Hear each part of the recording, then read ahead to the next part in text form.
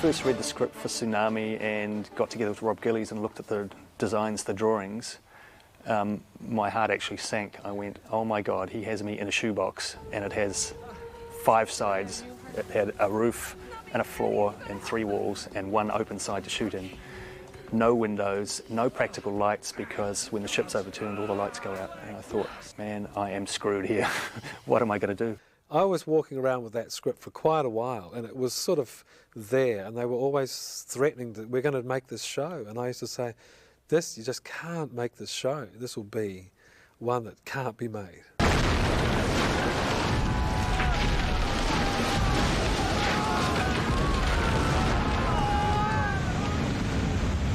I think with Tsunami it was particularly hard for the cast because they were literally underwater all day. We'd go in there in the morning at call and they would be in the water all day. You know, I don't know how they didn't melt. You know, we'd get them out in between setups, you know, while we were relighting and whatever, but there wasn't a lot of change. Once you're in the boat and it's filled with water and it's overturned, it's going to stay that way the whole time. So we pretty much just kept shooting the whole time, you know, and it was very difficult for them. The crew were wearing wetsuits as well, you know. We were all, if I wanted to go and talk to an actor, I had to climb in the tank and wade through it, you know. It was difficult. Working in water is always... Everybody keep calm. Do you remember the water coming off the top of the All boat? our bad memories have to do with water. Yeah, that's so because true. human bodies are not meant to be cold and wet at the same time. It's very tiring wading around in water. I mean, it's tough enough being on your feet all day, but when you just working against the force of water all day is very, very tiring. Petrades, take this lever and get to work. Spare me, almighty Poseidon, that I may praise your name forever. Petrades, you take this lever and you get to work. The important thing is that morale during that shoot stayed right up there. We had Bruce with us. Yeah, so it wasn't that bad, at least. It's always good to have Bruce because he's such an old pro, and you find the humor. Bruce taught me a really good thing to do. Whenever they tell you, you're up, get in the freezing, you know, hurry up and lay down that freezing puddle of blood, that you go, great, I was hoping you'd say that. It was something like that. And just by saying the opposite of how you feel at that moment actually kind of makes it all right for a second.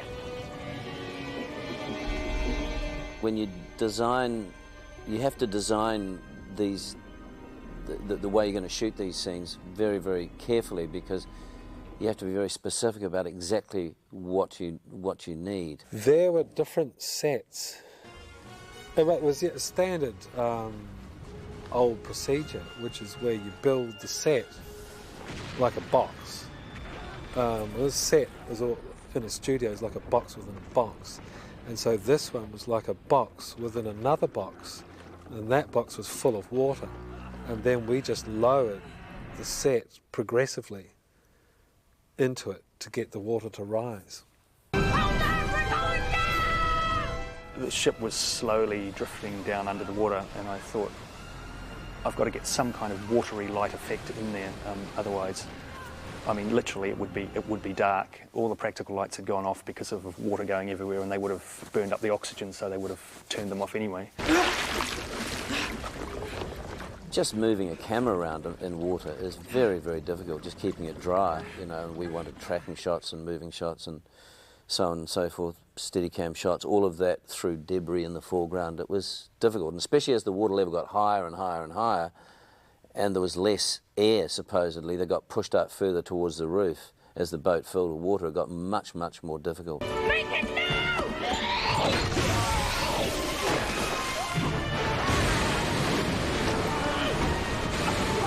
There's a story about the Tsunami episode that probably not a lot of fans know about, but it was a pretty dramatic event that happened. Suddenly there was a sound like a pistol shot, followed by a rapid series of others that sounded like sort of light machine gun fire. Went bang, bang, bang, bang, bang. What was that?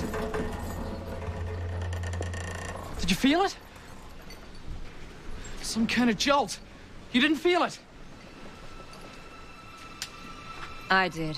The engineer was sent for to come down as quickly as possible, before the engineer had even arrived, something went horrendously wrong and 20,000 litres of water burst out of the tank like a freight train. Luckily it happened when it happened. If it had happened the next day when we'd had a crew and actors in there, it could have been very dangerous. Talk about life imitating art. It was incredible. Great tidal waves swept around the studio, picked up camera cases and sent them bobbing out the door. And I think 20,000 litres of water emptied themselves out of the tank in about 10 seconds. I saw a staircase, a sort of a staging staircase, floating by as if it was in a river. It was a surreal experience, it really was.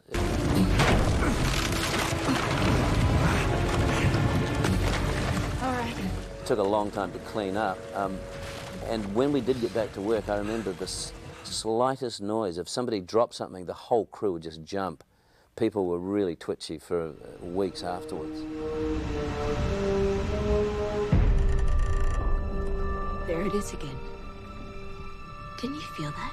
I think it's one of my favourite of the episodes of Xena that directed Tsunami. It was I like the claustrophobic nature of it. It was kind of more like a stage play than anything, because it's such a limited set.